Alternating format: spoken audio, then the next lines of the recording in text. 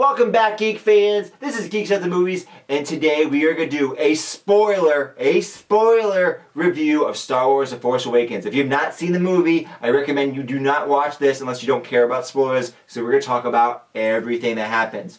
You cool with that? Alright, we're cool with that. Let's get into this. Star Wars: The Force Awakens is the 7th movie of the Star Wars franchise.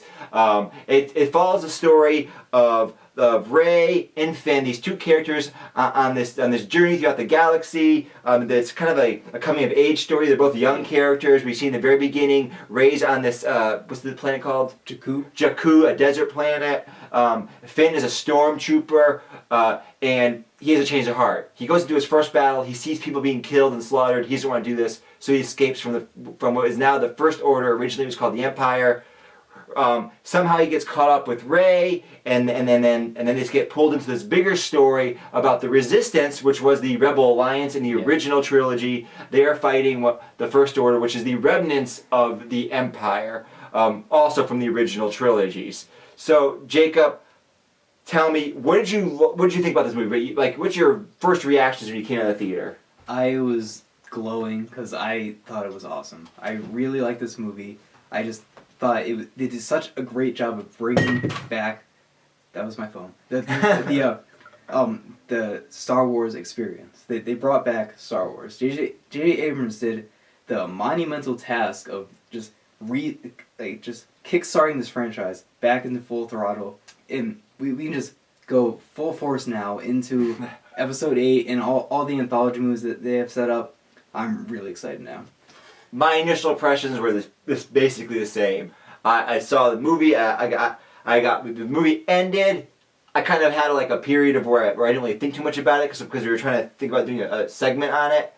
But then when we got to the car and I was thinking about it, I'm like, this was great. This was really good. Yes. I mean, my gut reaction was actually like, was this my favorite Star Wars movie? That was kind of I was like really thinking about that. Now it should be noted here, Jacob is the big Star Wars fan. Yes. I am not the big Star Wars fan. I don't like the prequels.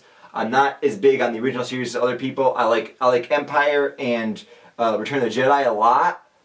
New Hope I don't like as much as a lot of other people. So that should be noted, right? But for me, this was just a great movie. It felt like the original movies. Like, for example, the humor. This was a thing I noticed almost immediately. Yeah. Like, the original movies have a lot of humor. And it's kind of goofy humor. And the prequel has a lot of humor, but the prequel's humor is all kiddie humor, potty humor, fart jokes, right? It's not clever at all. It never works, right? But never in 1 second do they have any of that in None. this movie. That's not what they have. They have that kind of sarcastic, goofy humor. They have like real humor that situations are happening and something silly happens. I actually love Kylo Ren has a lot of temper tantrum in this movie, and the first time you see him, he's like just like ripping apart this control panel, and then he's like, "Anything else?" It's like the guy behind him. So It's like a natural humor that evolves. Because speaking about Kylo Ren, he's like set up as the main villain in this movie. People thought he would take on the Darth Vader role, and he wants to take on the Darth Vader role, but he's not really doing that. He's a different character. But that's an example of the humor being organic, because we see him throw temper tantrums throughout the film. And there's a scene towards the end of the film where he throws another tantrum, and then we go look outside of the room he's in, and there's stormtroopers walking. I love that one even more. Yeah, they hear the tantrum, and they're like, just turn around. They just turn around, like, okay, they've experienced this before. Yeah. And I love those great character moments. So let's talk about the characters. First of all, let's talk about Finn. Finn is a stormtrooper. The stormtroopers were a non-entity. They were a mindless thing. It was just like, a thing to be shot. And for a reason to put the Wilhelm scream in the movie. But then they actually have that in the movie. It was awesome. But yeah, you're right. Finn he's a stormtrooper, and he's the actual character in the movie. And I love the scene where the dying stormtrooper like wipes his bloody fingers across his helmet. And then that was the moment where he's like, I can't do this anymore. Yeah, it just freaks him out. He's like, this is horrible. Yeah. And then Captain Phasma orders him to kill everyone in the village, just kill them all, and he doesn't do it. He's like, I'm not going to do this. Yeah. Right? I love all of the characters' introductions, and I really liked Rey's introduction, because she's a scavenger. She's scavenging the crashed Star Destroyer from the Empire before. I read the book where that happens. It's a pretty cool story. It's very much a side story. Doesn't matter for the movie at all. But I like seeing it there. I liked her going through it, and I liked her meeting BB-8. That I love BB-8 in this movie. That droid. It's just so it's pretty much the mix between R2-D2 and Chewbacca. Yeah, pretty much. That's what I think. I mean, because those are the characters in the past movies that got a lot of those like feel moments, like oh that's so cute, or oh, I like that, it's really good. BB-8 was spectacular. Yeah. Right. I knew that they were gonna hype up BB-8 because they wanted to sell Yes, stuff. they do. Right. But could BB-8 be Jar Jar and be annoying and stupid? And you know, he wasn't at all. He was adorable. No. Yeah. And whoever is operating BB-8, the controller, that guy is really talented. Yeah. He's a puppet master, right? Yeah. He makes it emote. Yeah, when BB gets sad, just goes. Yeah. Oh, you feel for BB-8. Yeah. When BB-8's master, what's Poe Dameron, who I also really like. Yeah. So Poe Dameron is this rebel pilot, and he's trying to get this message to the Rebel Alliance about where Luke Skywalker is. That's the thing they're trying to look for to help solve this problem. He puts the message in BB-8, and BB-8 thinks that Poe Dameron dies, and he goes, just like you said, and I could hear people in theater go, oh, but people were affected by it. Yeah. He was such an emotional character, and it's just a ball, this little thing on top. Yeah. And there's that point when Finn and Rey, they're in the Millennium Falcon, and he's telling Rey to tell Rey the location of the base, and he doesn't know what to do. Yeah. He's looking at them both. It's BB-8 is a fantastic new character. Rey is fantastic. Like they introduce her right away as she's a good person, right? She doesn't want to. She saves BB-8. So right away he establishes. Here's a good person. Right away, he established her as a tough person. Yes. Like, 'cause she gets into a fight, she already knows how to fight. Like, she beats up a couple guys, and she already knows what she's doing in a fight. So he already gives us these key background details you'll need for later on when she eventually, learns that she has the Force. She eventually fights Kylo Ren in the end. That lightsaber battle. Awesome scene. Yeah, that lightsaber battle was fantastic. Yeah. This movie was just beat for beat fantastic. It also hit like the Star Wars beats a lot. Like a lot of things that happen in this movie happen in other Star Wars movies. Like I've heard a few complaints. To me, this isn't a complaint, but I've heard a few people complaining and saying, "Oh, it's just a reboot of New Hope," because it is very similar. It is very similar. I mean, they have the secret message. They have the old guy being that dies that's trying to carry it on. I mean, they have someone from a desert planet. Instead of the Death Star, they have the Star Destroyer. It's Star Killer base. The Star Killer base. Yeah. Star Killer base, right? So yes, they clearly J.J. Abrams followed that blueprint. Yes. To me, though, like as someone that wants to do creative stuff myself, J.J. Abrams approached the problem like I would approach the problem. If I was making a sequel of something, I would go, what worked in the first movies? What did people like? And then I would try to create similar moments to those moments. You could argue, oh, but yeah, that's not as creative, and you're just copying. But this is what the fans wanted. Yeah. You wanted a Star Wars movie. This is the way to do it.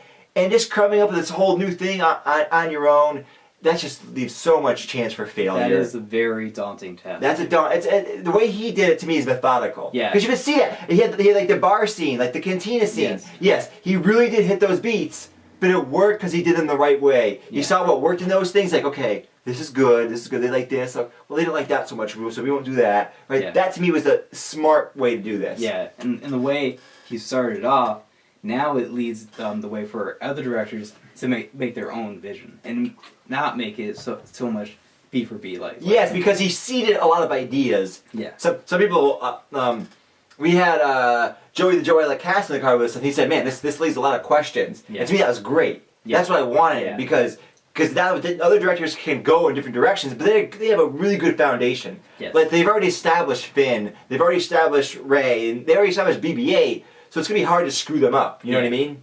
Yeah. These are the characters. People like them. We're just gonna keep making them like that. And apparently, not Finn. Rey. I forgot what's the actress' name. Do you know? Daisy Ridley. That's like her first big role or something. Yeah. She's been like some minor roles in minor indie films, and now she's in the biggest movie in the entire world. She was my of all the new characters, like her role is I love like she was the most likable character. I loved her character. I really loved Kylo Ren's character as a conflicted character. He was a great character in a movie, but just for likability, I loved her. She was like so likable. Like, I don't want to be friends with her. Yeah. Right from the beginning, you're like, man, she's a good person. She can fight. Yeah. Right. She's got it all. Yeah. We gotta talk about the big thing. Han Solo is dead now. Oh my god. But, see, that was I thought that was a very good scene. I'll talk about the good things first. Where he yells out Kylo Ren's real name, Ben, who it's a great name for his kid, but and then he walks up to him and he's like, Kenobi. Yeah, and he's like help me, I need help. I'm so conflicted. And then he kills him. He says thank you. And then it was a really good scene, but I totally saw it coming. That was the thing. Bingo, Yeah. Jacob. I agree with you completely. I thought the scene was good. It was really telegraphed. Yes. I heard complaints. I heard some complaints about the scene saying that there wasn't enough emotional payoff. For me, I'm not the big Star Wars guy, but for the big Star Wars fans, like this guy just killed Han Solo. Yeah. That's the big emotional payoff. I thought Could that you have done worked. more setup? Let's talk about a couple other things I felt were a little off. The whole structure currently of the galaxy and the political state makes absolutely no sense. It just was like, what? So there's a republic of some sort, but then there's a separate resistance. Well, the resistance is part of the Republic. Like their task force to take down the Empire. See, but then why are they a resistance? That makes no sense. Then I don't know why they call themselves resistance. That's the problem, that they're not a resistance. But Jacob, I mean, you're saying this, maybe that's part of the comic lore, but for someone like me, I don't know that. That doesn't make sense what you just said. Yeah, They're not a resistance. No, they'd be an official part of the fleet. See, but apparently the Republic has no military. And then, was the Republic destroyed by the Starkiller base? it would. They're destroying. They're destroying something to do with it, like not the Republic itself, but something important of it. I don't know. Why didn't the Republic? I mean, weren't they concerned about this? All these resources going to this planet. They're building a whole new Death Star, and like they don't have any ships or anything. They're not setting out to battle. They won, didn't they? So don't they control? Well, like these are all. I just want to point out their background. They don't matter, but if you think about it, they don't make any sense. Yeah. The political situation is bizarre. Yeah. I know this shouldn't be the case, but if you read the books and the comics, it goes into a little bit more that they didn't actually win at the Battle of Endor. They didn't win there. The Empire was definitely hurt, but they were still around, making problems for the rebellion. But the rebellion But they reestablished the Republic. Yeah. Then they have a resistance. It's weird. But again, that's background. It's not like it didn't bother me. Like in the movie, I didn't care. Yeah. Like in the movie, no effect on my viewing experience. One thing did have a slight effect on my viewing experience though was when they destroyed those 5 planets. Maybe. Yeah. This was me during that scene. Yeah, I didn't care about. I didn't care. Who cares? And it was not a problem. J.J. Abrams didn't do a very good job of setting up the lore of the planets they were going to. Yeah. Like I don't know the name of any of the planets. That they went Right. Yeah. There's like the Cantina bar scene planet. Yeah. There's Hoth 2 planet. There's the other Tatooine. Yeah. I mean, they're all just. It was weird. Like these planets were like. I mean, Star Wars is known to have the one-dimensional planets. Yeah. They have one ecosystem. Yeah. But these are even more just. Who cares? Yeah. I don't even know who they are. Hopefully, in the future movies, they'll go into that more. Like they'll be able to do give us more of an impression of what these planets are all about. Like what's going to be the big scene in this planet, and make us remember this planet. Like the Battle of Hoth in episode 5. Right. That's another thing too. The motivations of the First Order are rather vague. Yeah. Why would they just destroy all those planets? Don't they want to take them over for resources? Yeah, I don't know. I mean, it's like, but all this doesn't matter to me. Yeah. To me, it's almost like Marvel's villains. Yeah. They're kind of generic. Who cares? It's about the characters, and that's what they did right. They did the core characters right. The characters, the interactions are what matter. Yeah. The locations are relevant. Yeah. It's the one-on-one person. Like, it's like the opposite of George Lucas. Yeah. Like in the prequels, he pays so much attention. I just rewatched them to the environments and setting up these worlds. And in a sense, it's kind of cool. Yeah. It's kind of cool. But it's at the complete sacrifice to any actual human story. Yeah. This is like kind of the reverse, where it's like the backgrounds, the locations don't matter. Yeah, you got Hoth 2, you got Tatooine 2, you got that. It doesn't matter. Who cares? Yeah. It's about the story. Yeah. It's about the people. And especially, my favorite, like, character of the movie was Kylo Ren, because he was such a fleshed out character. Yes, he's a real conflicted character, and I felt that more than I've ever seen in a Star Wars film. And at the end, where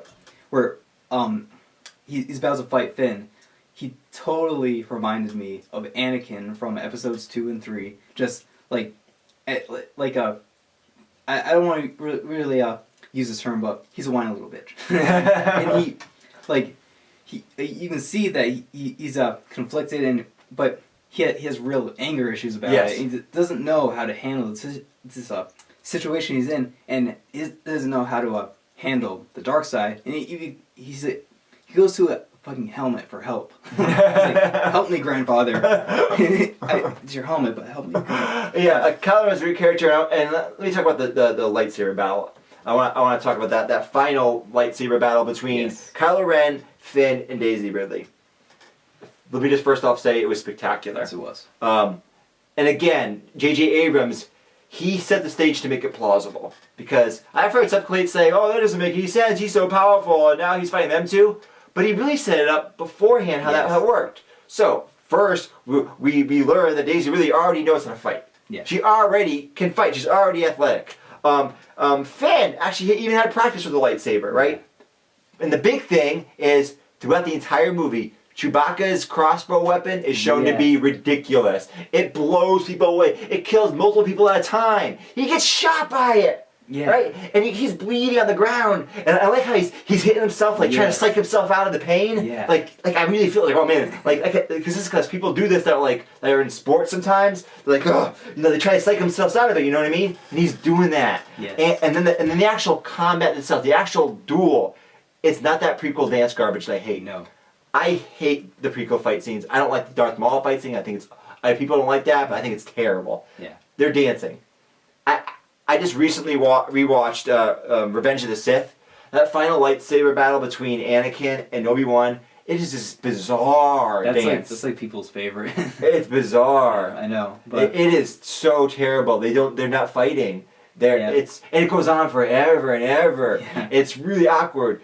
Here, and no one ever gets hurt. Nothing ever happens to anybody. Here, multiple people get injured. He gets hit. She gets hit. John Boyega gets the cross guard shoved into his shoulder. I love that scene where the cross guard is going. It's like that's what it's used for. We know that now, but I totally, it's sloppy. Yes. Like a real fight. Yes, I love that, and it is a little ridiculous that Daisy Ridley can stand up to him.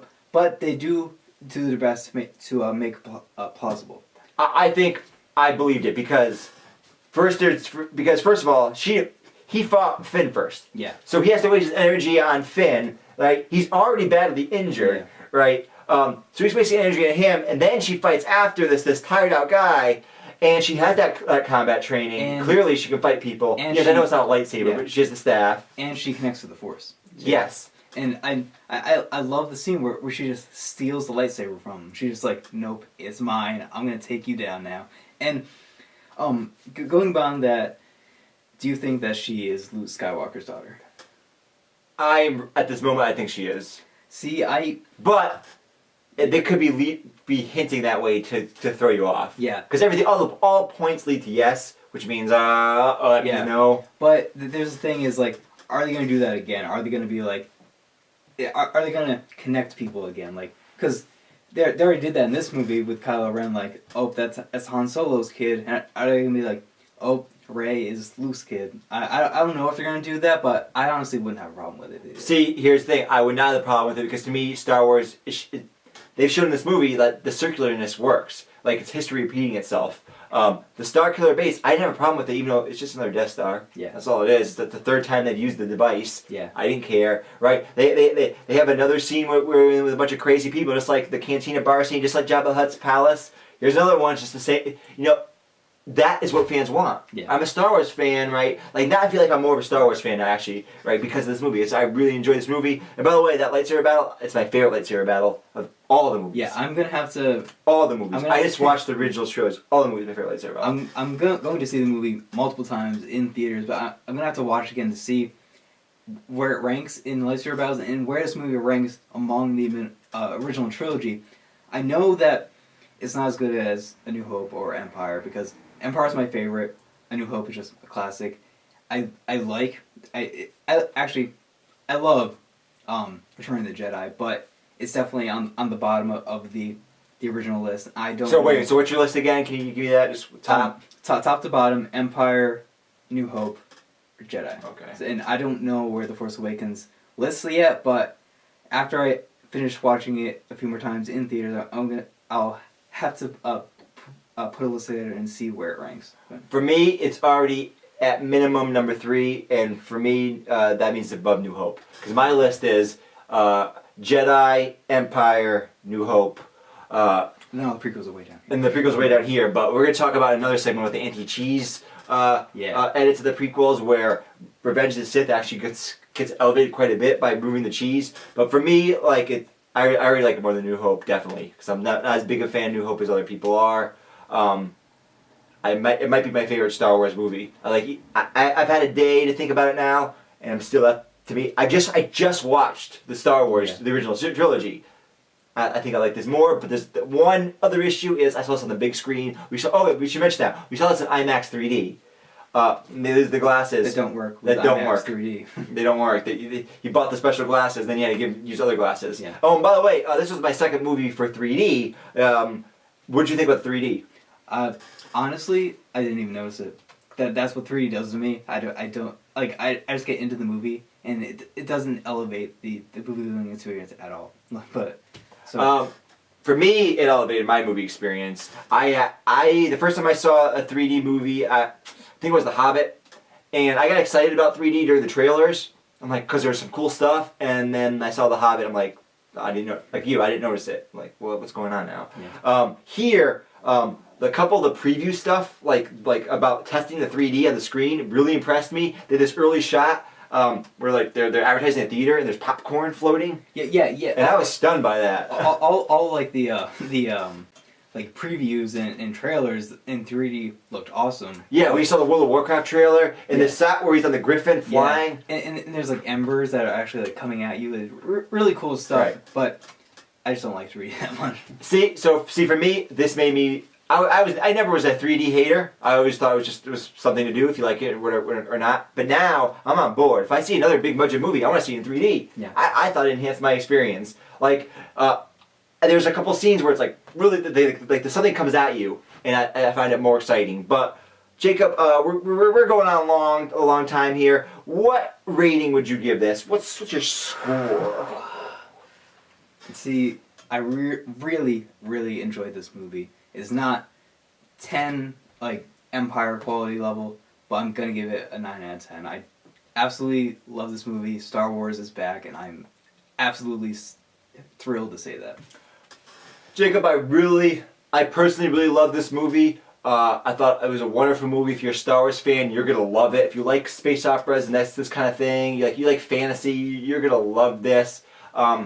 Structurally, I thought sometimes some of the stuff's a little generic, generic Nazi kind of bad guy villains. Occasionally I saw some of the acting was slightly off, like especially from Carrie Fisher. It seemed like she was a little wooden.